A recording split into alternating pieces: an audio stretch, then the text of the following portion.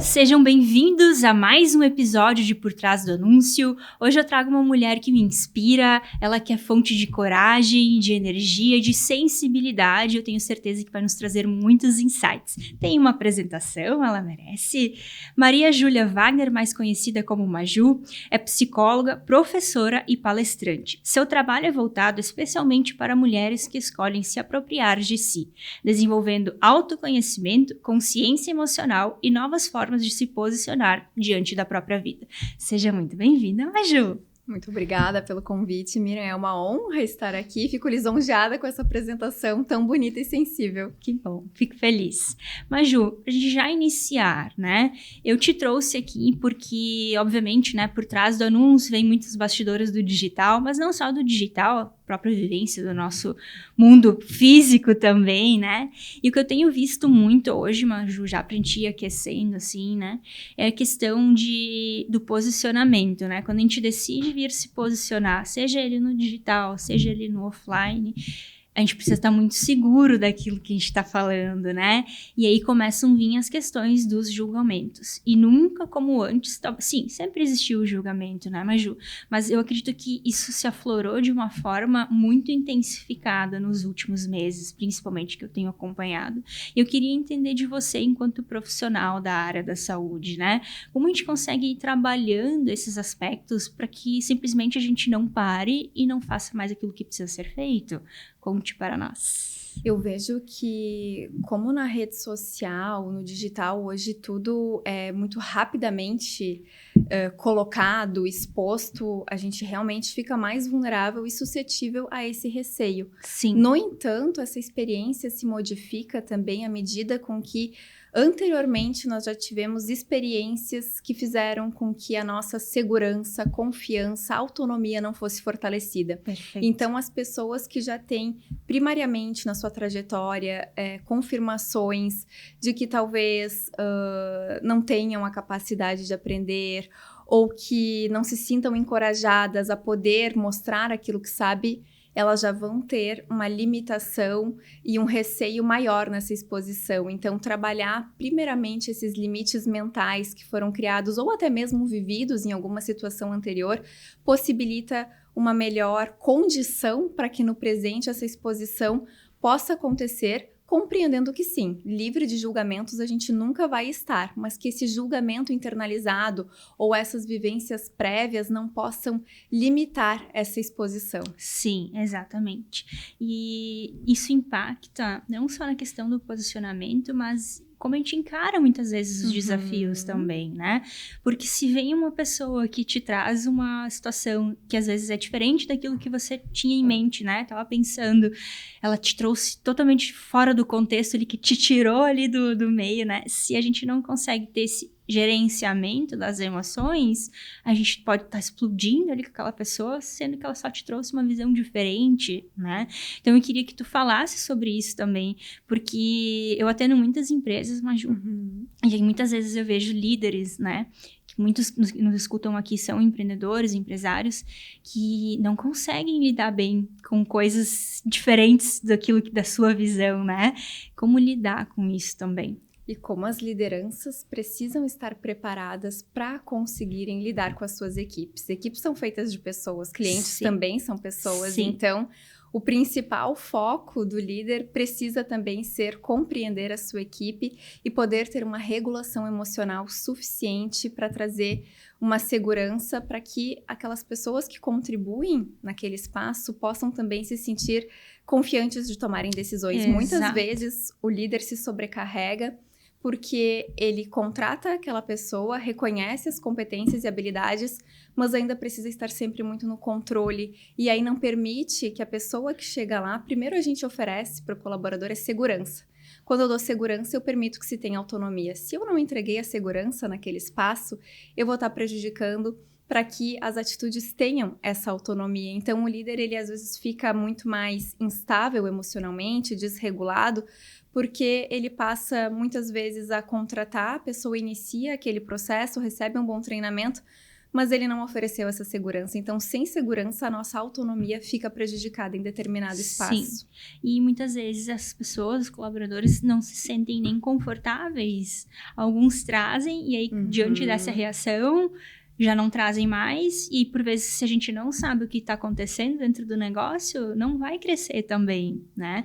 Então, tem todo esse aspecto da gente... Muitas vezes repete uma situação hierárquica do superior que sabe, do inferior que não tem a contribuir ou que está sempre somente aprendendo e entra em uma repetição que muitas vezes entra naquela relação parental que foi disfuncional. Perfeito. E que trazia essa insegurança de quem sabe é ele, eu tenho que pedir para ele, eu não posso sustentar e tomar decisões. E aí entra nesse ciclo vicioso de que o outro não agrega, somente quem está acima é que sabe que pode estar sustentando essas escolhas. Então se torna cansativo para ambos, em algum momento extravasa nessas emoções. Por isso a importância hoje nos ambientes de trabalho, Miriam, nós termos espaços e treinamentos para esse desenvolvimento emocional, essa regulação emocional. A gente não trabalha com controle de emoções, a gente não consegue controlar uma emoção, mas a gente pode aprender a regular ela, entender como é que uma emoção se ativa. Normalmente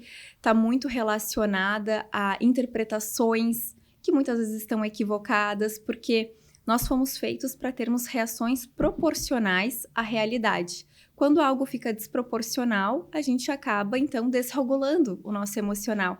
E essa desregulação, muitas vezes, se dá numa interpretação, que é aquela de ele não sabe nada, eu não consigo, eu não sei, tudo precisa passar por mim. Então, um bom líder, ele também precisa confiar no treinamento que oferece para a sua equipe. Quando eu tenho essa confiança, quando eu sei as capacidades e as habilidades que estão ali contratadas, eu fico muito mais seguro para, no lugar de líder também, acreditar e confiar que todos ali têm a propriedade também para poderem fazer essas escolhas necessárias nesse ambiente. Perfeito, Maju. Tu traz alguns pontos na tua fala que são essenciais, porque principalmente na nossa região, muitas empresas são familiares e algumas estão passando por um processo de sucessão, né, do pai para o filho. E eu já trabalhei em algumas delas onde os conflitos eram muito grandes. E a gente ali do marketing, sentada na cadeira ali, pensando, meu Deus, o que eu faço agora?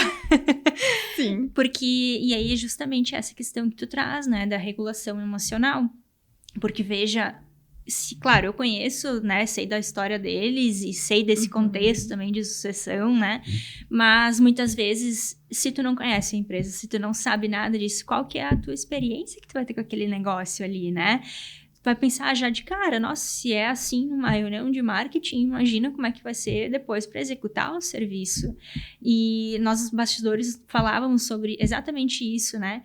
Que a gente precisa ser muito ágil hoje para conseguir identificar um comportamento diferente, ir lá e se adaptar, porque tudo vai gerando experiências, e essas experiências vão fazendo repelir as marcas, né?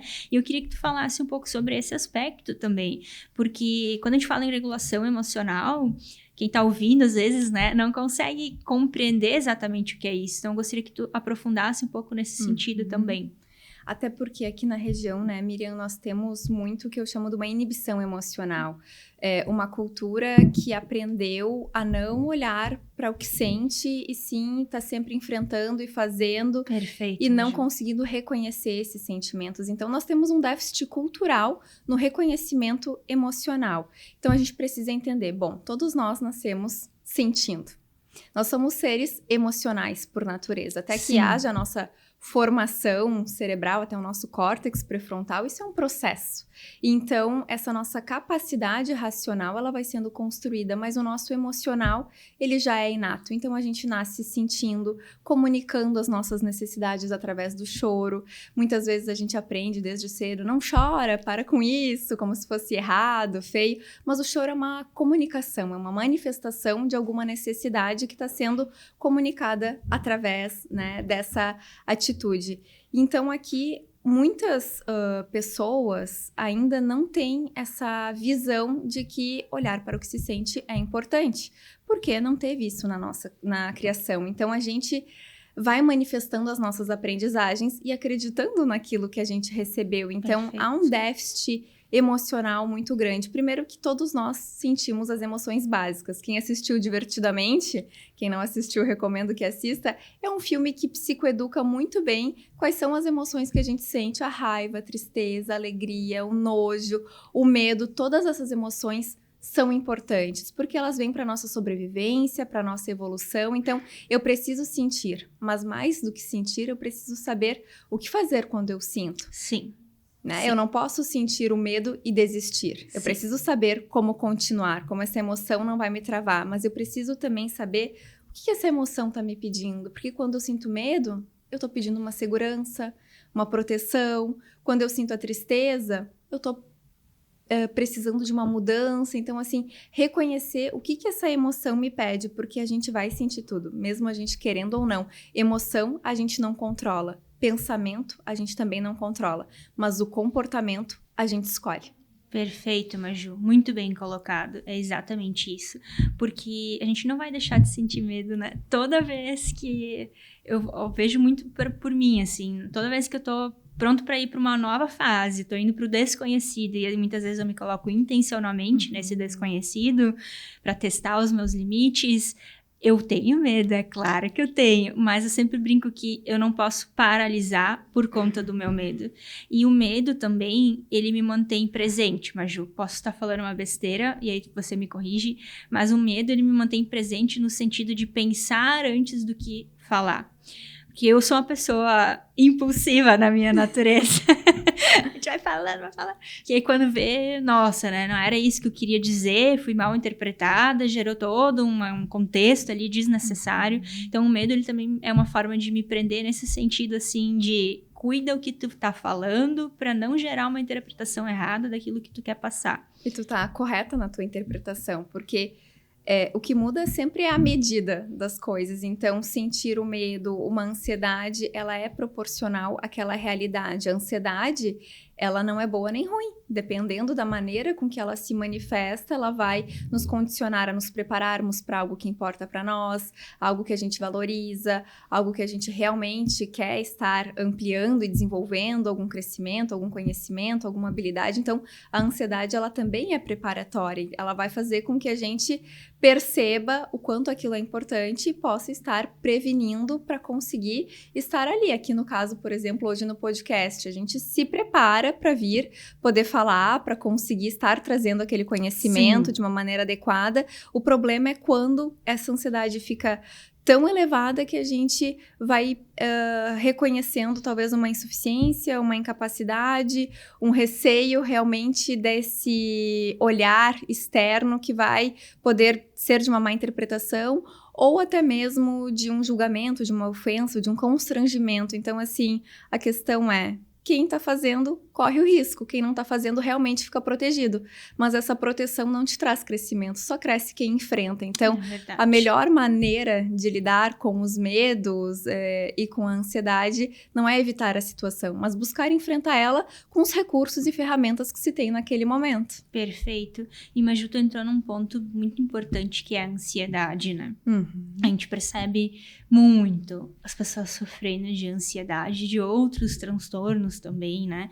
E acredito que o digital, ele também acelerou muito isso, porque antes eu ouvi, acho que foi na semana passada, um podcast e aquilo ficou na minha cabeça, né?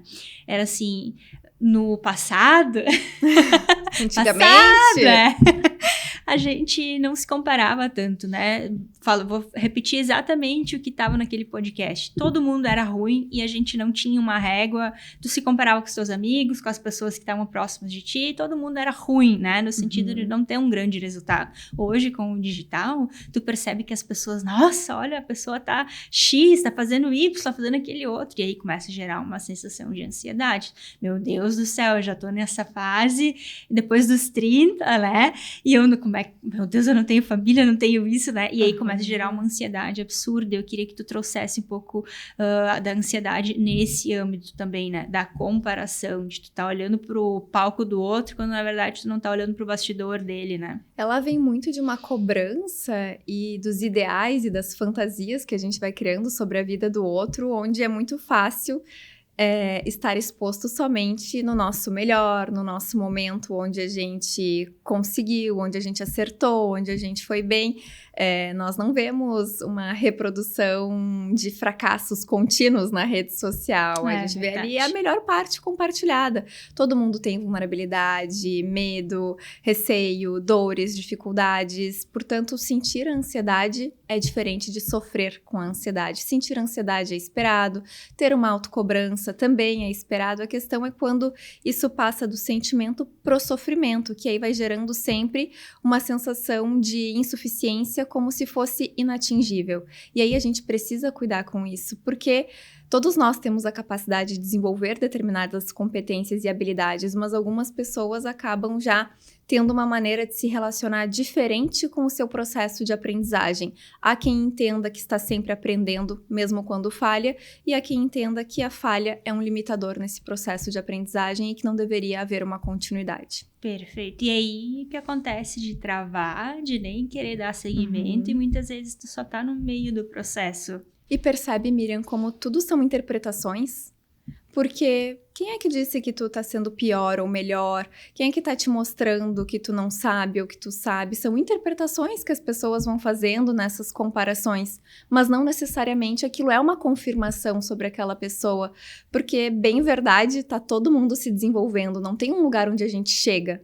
É sempre como a gente continua, e se foi mal em algum momento ou se não conseguiu determinado resultado, saber diferenciar de que aquilo não é um ponto final, mas sim uma maneira de como eu agora encontro novas possibilidades de poder estar contornando essa realidade, porque a gente não vai escolher os obstáculos, as dificuldades, as adversidades, né? Aqui na nossa região, onde muitas vezes a gente passa por esses eventos climáticos que a gente não tem um preparo para isso e acaba precisando ter uma resiliência para como a gente vai contornando isso. Nem sempre é uma resolução pronta, mas sim uma forma de não desistir, de continuar, de persistir, de acreditar em si mesma. Perfeito, muitas pessoas perdem esse conceito. O quanto eu acredito em mim? Te ouvindo aqui, eu quero entrar em vários pontos. Porque existe... Vamos falar sobre autoconfiança por primeiro. Claro. Porque, de fato, se a gente não acreditar em si, não vai... Primeiro lugar, o primeiro cliente é a gente mesmo, né? Porque se a gente não acredita no que a gente está fazendo, na nossa entrega, naquilo que... No nosso produto, né? Para quem tem um produto, não vai para frente. Tu não vai conseguir vender a tua visão para o outro. E se o outro não comprar a visão, vocês não vão construir nada. Eu queria que tu falasse também da autoconfiança, né? Porque para mim ela é extremamente importante. E aí entra muito na parte de liderança, na parte de vendas, principalmente. Porque eu vejo muita gente boa, Maju. Gente que sabe realmente técnica, sabe muito. Mas quando chega na hora de se vender, trava. E me pergunta assim, Miriam, eu vou ter que vender também? E aí, as questões muito aliadas, relacionadas à autoconfiança, né? Como desenvolver isso, Maju? Eu não vou ter só uma fala aqui, eu vou ter uma indicação. Perfeito. Um livro, Mostre Seu Trabalho, do Austin Kleon, onde ele fala justamente dessa dificuldade que as pessoas têm de se autopromoverem, de poderem se vender e dessa dificuldade geral, assim, que as pessoas às vezes têm de compreenderem o processo do trabalho. As pessoas às vezes acham que devem compartilhar só o resultado, só quando tá pronto, quando tá feito. Isso é diferente de produto e serviço, mas normalmente as pessoas esperam muitas coisas quando estão prontas, aquele preparo assim de que eu só posso oferecer quando já está completamente desenvolvido. E aí ele fala que esse é um erro, a gente precisa saber se apresentar na rotina, ser um documentarista de si mesmo, do seu trabalho, poder ir apresentando como funciona, qual que é o diferencial daquele serviço, daquele processo, porque hoje existe tudo. O que a gente vai estar vendendo é o diferencial, é a forma como a gente se relaciona com o cliente, com a marca, com a experiência e com aquilo que a gente reconhece que é importante dentro do nosso ambiente de trabalho, que é o diferencial. Agora, vamos pensar aqui juntas, Miriam. Ninguém nasceu desacreditando de si, acreditando que é insuficiente, não reconhecendo a sua capacidade de aprender ou até mesmo também de se relacionar e ser amado. Então, assim, isso são aprendizagens e a gente não precisa manter o que recebeu para sempre dentro de nós. Perfeito, perfeito. É a gente saber liberar espaço para o novo e saber que o que tu viveu até ali não necessariamente é o que te representa, né? Mas tu pode usar que eu tenho minha mente assim, voltada como aprendizado. E a capacidade daí entra o que tu trouxe também na tua fala da resiliência, né? Ela é extremamente importante. Porque, de novo, às vezes, se a gente não tá muito seguro de si... Sabe, Maju, vou te contar uma experiência pessoal minha. Todo final de ano, eu faço o meu mantra. E todos os dias eu repito pra mim mesmo, toco meu despertador às 19 horas. Se eu não consigo às 19 horas antes de dormir, é sagrado. Eu repito meu mantra diário. E uma delas é exatamente essa: proteja sua autoconfiança e ambição. Porque senão tá muito forte. Miriam, tu consegue. Miriam, tu é capaz. Miriam, vai lá, tu vai dar um jeito, tu vai conseguir solucionar. Eu travaria muitas vezes, porque a gente é desafiado. Quando tu decide se posicionar e fazer as coisas acontecerem, os desafios, eles vêm de diversas formas, né? As provações, que a gente chama. Então, às vezes, e é bem o que tu traz também, né? Às vezes tu tá lá olhando, tá dando tudo certo, né? São fragmentos da tua vida. Mas no bastidor, tá dando tudo errado. E se a gente não tem essa autoconfiança de segurança, e não, eu vou dar a volta, eu sou resiliente, eu aguento... tu simplesmente vai parar e não vai ter os resultados que tu tanto deseja, né? E às vezes a vida que a gente deseja tá do outro lado do passo do medo. Tu passou o medo, tá o que tu tanto deseja. E perfeito isso que tu traz, Miriam, porque quantas vezes a gente acredita que essas características e que essas qualidades o outro tem de uma maneira natural. Não, a autoconfiança a gente desenvolve, é uma habilidade que a gente vai fortalecendo à medida que a gente vai se experimentando e enfrentando, encarando aquela dificuldade, aquele receio que a gente tinha. Então, assim, eu me torno mais autoconfiante à medida que eu pratico estar em espaços e lugares que eu preciso realmente colocar a minha competência em prática e perceber que é possível e que eu consigo. Então, eu não vou ficando mais autoconfiante, me privando das experiências. Então, as pessoas que se tornam boas no que fazem é por repetição. Exatamente, exatamente. E sabe, Maju, que vem uma linha muito tênue, né? Entre autoconfiança e arrogância. Ah, sim. E eu queria que tu falasse um pouco sobre isso também. Porque eu já estive em lugares que... Não, eu estou acima de todo. E não é bem por aí, né? Eu queria que tu falasse um pouco sobre isso também. Eu vou tentar explanar isso de uma maneira muito simples. O confiante, ele não precisa desmerecer o saber do outro para que a sua sabedoria tenha validade. O arrogante, ele sempre precisa diminuir os outros para que o seu saber, a sua beleza, a sua competência seja vista e validada. Então, o arrogante, ele sempre vai estar diminuindo alguém. O confiante, ele está tão seguro de si que ele não precisa diminuir ninguém para que o seu brilho ou as suas habilidades tenham validade. Perfeito, Maju. É bem isso. Escutem ela. Porque eu brinco, né? Brinco não. A verdade é que com a internet, tudo isso se levou uma proporção muito maior. E se a gente não tem muito consciência do sentir, como tu traz aqui, é muito fácil de entrar por um caminho e achar que aquilo ali faz sentido e lá pelas tantas não se reconhecer mais, né? E Maju, muito sobre a mentalidade, né? Porque é um dos pontos que eu acredito que se a gente não desenvolver essa questão de se blindar com algumas coisas que acontecem ao longo do caminho, a gente também paralisa, né? E eu queria te ouvir a tua visão enquanto especialista da área, assim, quando a gente fala em mentalidade, porque muitos falam de alta performance o tempo inteiro. Sim, existem semanas que preciso estar em alta performance, mas eu não acredito que isso é uma filosofia de vida, porque ninguém aguenta. Eu queria que tu explanasse mais sobre isso. Primeiro que a gente tem que entender o que compõe os aspectos da nossa mentalidade. São engrenagens, são os nossos pensamentos, as emoções e os comportamentos. E muitas vezes as pessoas veem essa ideia de mentalidade de alta performance, esquecendo que quando eu trabalho só com performance, eu vou ficar limitada ao resultado. E aí, se eu conseguir, eu sou boa. Se eu não conseguir, eu sou ruim. Então, eu gosto do termo de mentalidade de crescimento, que é quando tu está sempre desenvolvendo. E como é que tu desenvolve essa mentalidade?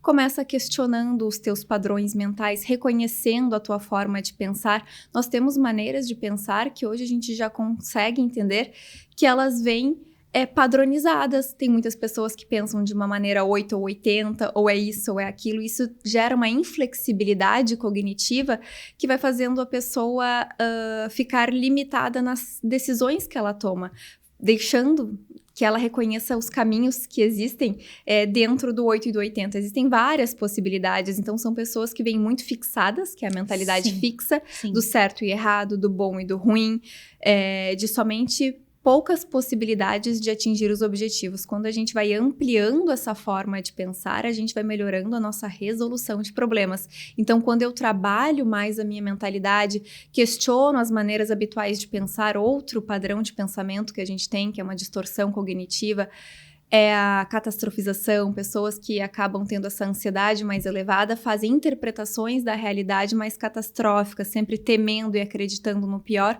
quando na verdade a gente sabe que a nossa mente, ela não traz previsões. Ela muitas vezes cria cenários de proteções para problemas que nunca vão acontecer. Mas tu acaba sofrendo dentro da tua mente, mesmo que tu não viva aquela realidade. Claro, vem de formações de experiências anteriores ou de falas anteriores que a gente foi guardando e armazenando como formas de ver o mundo. Então, quando eu vou trabalhando a minha mente, eu vou reconhecendo quais são as histórias que essa mente aprendeu a me contar, de que maneira eu aprendi a ver esse mundo. Eu costumo dar um exemplo que é como quando a gente vai no oftalmo e percebe que a gente estava com algum problema de visão. Sim. A nossa mente, ela também vem com lentes que estão embaçadas. E aí, quando eu vou modificando essa maneira de conseguir interagir com essas aprendizagens mentais, com esses padrões de pensamentos, com essas maneiras de pensar sobre as coisas, eu vou modificando a maneira com que eu encaro a realidade. Isso é muito importante, Miriam, porque quem não trabalha a sua mente, quem fica inflexível, é como o corpo rígido, duro, ele não consegue perceber a quantidade de movimentos que ele é capaz de fazer. E a mente da mesma forma. Se eu só vejo as coisas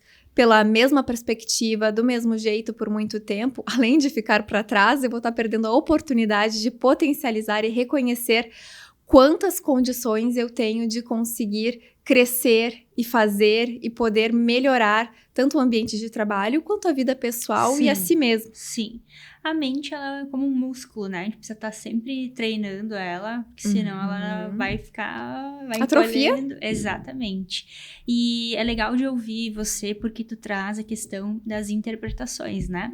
Tudo começa no princípio de questionar e depois de como tu interpreta determinada situação. E aí entra os vitimistas, né? Ah, sim. Eu quero que tu nos fale um pouquinho como lidar com os vitimistas também, né? Porque ele atinge muitos, né? Tanto nos negócios, como em todos os nossos aspectos da vida, seja profissional ou pessoal, né? Como lidar. E é muito fácil cair no vitimismo, porque o vitimista, ele pergunta, por que comigo? Parece que as coisas ruins só giram ao redor dele, que as dificuldades só aparecem para ele, então ele não tá tão bem inserido na realidade de conseguir reconhecer que todos nós passamos por problemas, dificuldades, dores, adversidades. A questão está aqui, é sair daquele lugar do porquê comigo para e agora? Eu me torno resolutivo e autorresponsável quando eu encontro uma maneira de sair da situação. O vitimista, ele se apega ao problema, ele se apega àquela dor e muitas vezes utiliza disso para se limitar e para se colocar em um lugar de impossibilitado, que para ele não dá certo. É aquela pessoa, muitas vezes, vou trazer em outros exemplos assim, que quer emagrecer, mas não tem como, o horário da academia é ruim, o lugar das coisas é muito difícil. Então, eu sempre digo, é para cada solução um problema a mais. É verdade. Autorresponsabilidade, tu trouxe na tua fala e é exatamente isso. Se a gente não se olhar, ter uma conversa com a gente mesmo, né, diante dos espelhos e identificar esses pontos, as coisas não vão para frente. Sabe, Maju, que eu sou uma pessoa que eu me curei muito pela escrita, né? Eu sei que tu é uma leitora, eu também aprendi a ter esse hábito, porque eu não tinha. E só que escrever eu sempre gostei muito de colocar. Sou uma pessoa que pensa muito, então eu preciso colocar em algum lugar para fora, né? E diversas vezes na minha vida, assim, porque eu vim de um lar totalmente conturbado, disfuncional. Meu pai era alcoólatra, não tive experiências positivas enquanto na infância. Eu poderia ser exatamente essa vítima, né? Vim para a vida adulta, porque realmente não tenho nada de bom. Ou eu poderia aprender com tudo que eu vivi até então e trazer uma nova perspectiva, né, diante daquilo que eu enfrento hoje. Só que eu só consegui costurar todos os detalhes dentro de mim a partir do momento que eu tive a autorresponsabilidade de olhar para aquilo que eu vivi e entender que, Miriam, tu é o que tu é hoje por conta do que tu viveu. Se tu tem força, é por conta desses aprendizados. E eu te trouxe aqui também por conta disso, sabe, Maju? Eu vejo muita gente se vitimizando e talvez por ter vivido isso, ter passado por esses desertos, as coisas não estão dando certo pra mim, né? Onde eu treinava, as coisas não estão dando certo pra mim, meu Deus, agora eu vou ter filho, vai se intensificar ainda mais, eu vou ficar um período ali ausente, né? E eu só ouvindo ali e pensando, né? Porque, ok, mas tu já chegou a pensar, olhar por outra perspectiva? Porque às vezes tu não tá passando por uma dificuldade, às vezes é só mudar o ângulo e tu vai já achar a solução, né? Então, a autorresponsabilidade, ela é extremamente importante, Maju, e eu queria que tu explanasse um pouco sobre, no âmbito pessoal, mas também no âmbito profissional, né? Porque eu vejo que ali, muitas vezes, as pessoas estão se sabotando. Todo mundo teria uma dor que justificaria o mau comportamento. Eu sempre digo isso. O que muda é como a pessoa decide escolher o que vai fazer a partir do que viveu. Então, muitos repetem, outros evoluem a partir disso. Tem escolhas e tem esforços diante disso. Repetir é sempre o caminho mais fácil e até mesmo conhecido como natural e que vai impedindo muitas vezes essa visão de que é possível mudar. Para outras pessoas, elas já desde o início percebem, não é isso que eu quero para minha vida, e eu tenho essa capacidade de escolha, e todos nós temos a capacidade de escolha, de fazer diferente, de poder se responsabilizar pela vida que a gente quer viver, mas muitos esquecem um pouco disso porque é confortável permanecer como se conhece e como as coisas são. Modificar gera esforço, mas a gente cresce muito mais no desconforto do que no conforto. Perfeito. Então, é uma questão de escolha. Perfeito. É escolher, né? E aí entra a parte da mentalidade que tu trouxe antes, a gente saber interpretar aquilo que tá diante da nossa vida, da nossa visão ali, e saber, vou por isso, vou por aquele outro, né? Exatamente isso. E às vezes é aquele esquecimento de achar que a gente precisa sempre dos outros para que as coisas aconteçam para nós. Eu sempre digo, cria dentro de ti mesma essa condição de poder ter a força, a coragem, a ousadia, a determinação para mudar a tua realidade. Porque nem sempre tu vai poder contar com os outros, mas contar consigo mesma é algo que a gente sempre vai precisar. Então, poder construir essa relação saudável consigo de reconhecer o que eu quero para mim, o que eu vivi, que eu não quero repetir, o que realmente me prejudicou, o que pode ser mais benéfico, fazer essa autoanálise, ter essa autocrítica. E a escrita, ela é um movimento que favorece muito nesse entendimento, porque a escrita, ela faz com que a gente precise utilizar mais funções executivas, onde a gente vai podendo ter uma visualização da realidade que a gente quer criar. A gente precisa também questionar qual é a vida que eu quero viver. A vida que eu vivi é a única vida que existe? É claro que não. Exatamente. Perfeita essa colocação. Perfeita, Maju. E essas questões são muito relacionadas com o autoconhecimento também, né? E quando que entra o momento da terapia, né? De eu ir, de fato, buscar ajuda profissional, porque estou vendo que daqui não tá indo, né? Eu quero que tu também traga esse sentido. A terapia pode entrar em qualquer momento da vida de uma pessoa, basta ela querer estar ali. Mas tem momentos da vida que ela se faz necessária e indicada, que é quando a gente passou do aspecto do sentir para o sofrer e para o adoecer. Então, sentir, todos nós vamos sentir, passar por dificuldades, por problemas.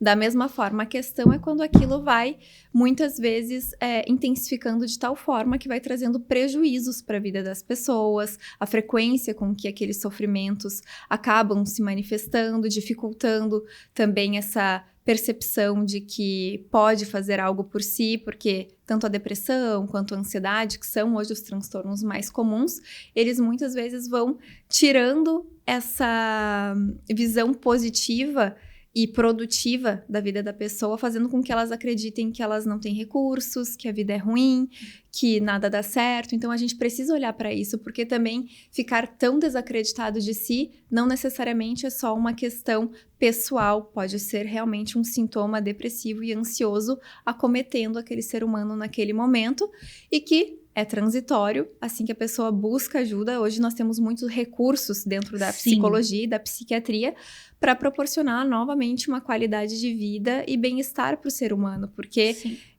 essas interpretações também somente negativas, elas não são naturais. A gente nasce vital, querendo viver, querendo experimentar, querendo poder fazer e não simplesmente tendo esse desânimo, esse isolamento social, essa tristeza, essa autodepreciação. Isso é um indicador também muito forte de que algo ali está prejudicando aquela saúde mental.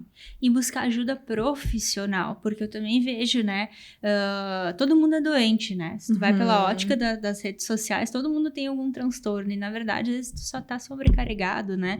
Então, busca a ajuda de quem realmente entende sobre aquilo. Isso também é muito importante deixar enfatizado para quem está nos acompanhando, né? Busque um profissional. E nós podemos ter sintomas de diversos diagnósticos e não ter o diagnóstico em si. Hoje também está muito em alta as pessoas olharem alguns critérios diagnósticos e já irem se identificando com aquilo e trazendo para si um diagnóstico. Eu tenho isso, eu tenho TDAH, hoje está muito forte essa questão do TDAH, né? Ou eu sou bipolar, eu tenho ansiedade. Todo mundo sente ansiedade, né? Alguns vão realmente desenvolver o transtorno de ansiedade. Mas então essa busca qualificada e esse diagnóstico vindo do profissional é com certeza o caminho mais correto do que buscar se diagnosticar por um vídeo do TikTok ou de um Reels de Instagram, onde muitas vezes a pessoa vai se limitando e acreditando naquilo e nem é o diagnóstico dela. É verdade. Ou o ChatGPT. Exato, o ChatGPT também vem aí agora se tornando um terapeuta de muitas pessoas. Tem que ter muito cuidado com essa ferramenta nesse quesito. E é legal a gente tocar nesse ponto, porque os mais jovens, principalmente, eu vejo que eles olham muito o TikTok e as referências médicas profissionais que eles têm são dos vídeos. Então, isso é um cuidado e um alerta, né, Maju? Porque você também tem filhos, quem tem filhos que nos acompanha aqui também, de prestar atenção no que essas crianças estão consumindo e conseguir educá-las, elas que, olha, não é por aí, né?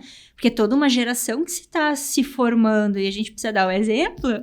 Exatamente, ainda mais nesse cérebro que está numa formação precoce de desenvolvimento. No início das nossas vidas, nós somos umas esponjinhas, a gente vai absorvendo muito o que o meio nos diz, nos traz, nos informa. Então, eu tô criando aquelas minhas verdades dentro de mim. Isso tem uma força muito maior depois na vida adulta, por isso que na vida adulta, muitas vezes, a gente tem que desconstruir algumas aprendizagens de base para conseguir entender e perceber o mundo diferente, porque no início a gente absorve.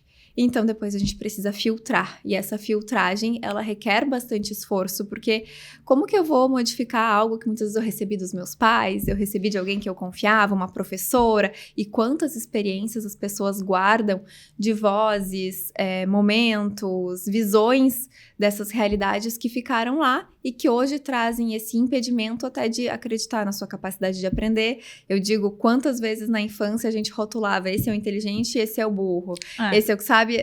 E a inteligência, ela não é um conceito definido, ela é algo que está sempre sendo desenvolvido, é um crescimento contínuo. E aí, quando a gente passa por essas experiências e já vai se comparando, se classificando, vai perdendo muito essa possibilidade de ir percebendo que tudo a gente pode ir desenvolvendo, mas algo anteriormente já foi diminuindo essa autopercepção. Então, nesse momento que as crianças e os adolescentes estão, é um momento de esponja, eu estou absorvendo esse meio. Depois, na vida adulta, a tendência de eu ficar continuando acreditando nisso até que eu possa questionar e filtrar essa realidade que foi me apresentada, isso vai ser o que eu conheço. Perfeito.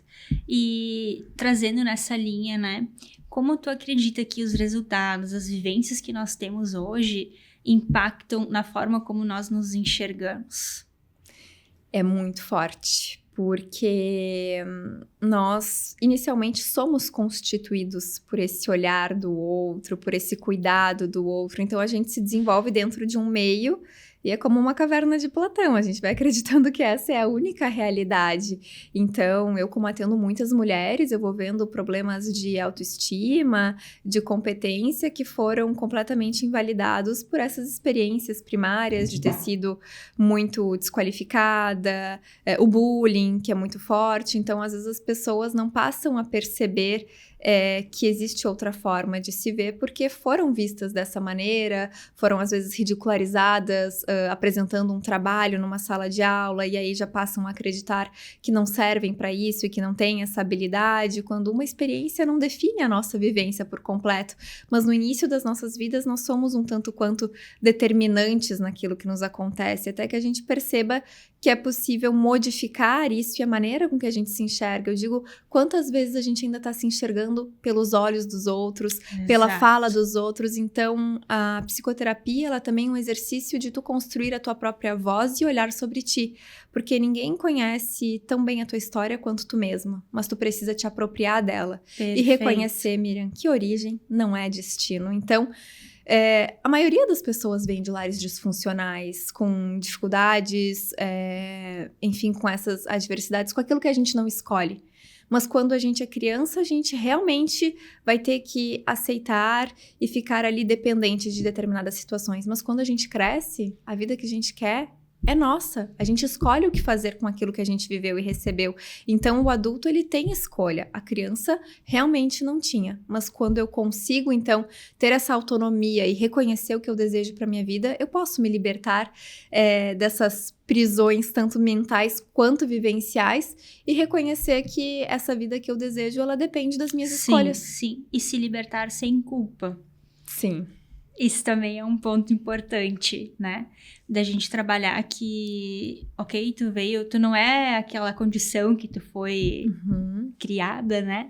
Mas também entender que são escolhas, né? As pessoas fazem escolhas e a gente decidiu ir para uma outra escolha, mas não sentir culpa pelas pessoas que ficam lá. Eu quero tocar também no ponto de ambiência, né? Até que ponto tu acredita que o ambiente molda o nosso comportamento? Não é nem o que eu acredito, é o que é comprovado cientificamente. O ambiente, ele com certeza vai modular e muito, tanto para o positivo quanto para o negativo. Então, se eu estou em um ambiente onde só tem reclamação, comportamentos ruins, baixa produção, baixa visão de que é possível mudar, que é possível crescer, aquilo ali vai ir limitando a minha percepção de como eu vou realmente realizar esses meus sonhos. Agora, se eu estou em um ambiente, por exemplo, onde há alimentação saudável, atividade física, trabalho, produtividade, onde há vontade, esperança, otimismo, o meu comportamento é completamente diferente. Então, a gente se modula muito pelo ambiente. Perfeito. Eu acredito, Maju, por uma experiência minha, tá? Demorou até eu conseguir comprar acesso. E eu acredito que o ambiente, ele não é determinante em alguns momentos, porque, por exemplo, eu estava num ambiente totalmente disfuncional, não só na minha vida pessoal, mas no trabalho também. Eu trabalhei 10 anos em telefonia. E nesse ponto eu não tinha dinheiro para comprar acesso para outros lugares, sendo muito objetiva e honesta aqui. E só que não fez com que eu paralisasse, que eu mudasse, eu consegui seguir em frente, né? Só que aí entra uma outra lição que se encaixa exatamente no que tu traz aqui. A gente não tem como mudar uma pessoa, mas a gente tem como mudar o ambiente que a gente está. Porque a pessoa, às vezes, os nossos próprios hábitos, né? Até para conseguir ser mais constante na academia ou numa alimentação melhor, às vezes é extremamente difícil de fazer isso. Então, quem dirá mudar uma pessoa? Então, eu também concordo plenamente que o ambiente, ele influencia demais. E quando a gente tá com pessoas que têm visões, que têm ambições, a gente cresce junto, né, Maju? Existe o ambiente de crescimento e o de, não diria de adoecimento, assim, né? Mas de limitação. Então, a gente faz a escolha e o que determina vai ser a nossa decisão, o nosso posicionamento diante do ambiente que a gente está. Mas é claro que é muito mais saudável ser influenciada por um ambiente que já está saudável do que pelo ambiente que está ali disfuncional e adoecido. Então, exige mais esforço sair desse para ir para esse e conseguir se manter constante nesse aqui. Perfeito, Maju. Perfeita a colocação, porque, de fato, eu vejo assim, eu vou fazer 32 mês que vem, né? E agora é que eu, de fato, me sinto segura de mim para falar aquilo que eu penso. Existia sempre uma certa forma de, eu vou polir isso aqui, eu não vou trazer dessa forma, porque podem interpretar de forma equivocada. E aí, muitas vezes, ali se perde a tua essência também, né? A autenticidade que tanto se fala, né? E eu penso que quando a gente se apropria de quem a gente sabe, a gente tem segurança, né? De que, não sendo arrogante, mas que é por esse caminho, automaticamente os resultados vão acontecendo, porque tu tá sendo extremamente autêntico no que tu tá se posicionando. E esse é o grande aprendizado que eu queria passar para quem está aqui, né? De confiar em si e de ter essa mentalidade de interpretação, de questionar e interpretar. O que tu trouxe ficou muito gravado, assim, para mim. Então, que fique realmente isso registrado para quem nos acompanha, né? E o nosso papo tá muito bom, ele vai fluindo. E eu queria que tu encerrasse, assim, deixando um conselho, né? Para quem está nos acompanhando, assim, pensando nesse ano, que é um ano desafiador em vários sentidos. O que tu poderia dizer para quem está nos acompanhando? Foquem no crescimento e não no resultado, porque a gente sempre vai ter resultado bom e resultado ruim. Foquem sempre o que eu faço a partir do meu resultado, seja ele positivo, seja ele negativo. Então, foca no crescimento e no desenvolvimento. Perfeito. Maju, muito obrigada. Tenho certeza que trouxe muitos insights, reflexões nesse episódio. Muito obrigada pela tua participação. Eu que agradeço. Que tu continue tendo muito sucesso nesse momento que tu proporciona aqui de conhecimento e de crescimento também. Perfeito, obrigada. Se você está nos acompanhando pelo Spotify, já segue o nosso canal e se for pelo YouTube, já se inscreva. Muito obrigada e até o próximo.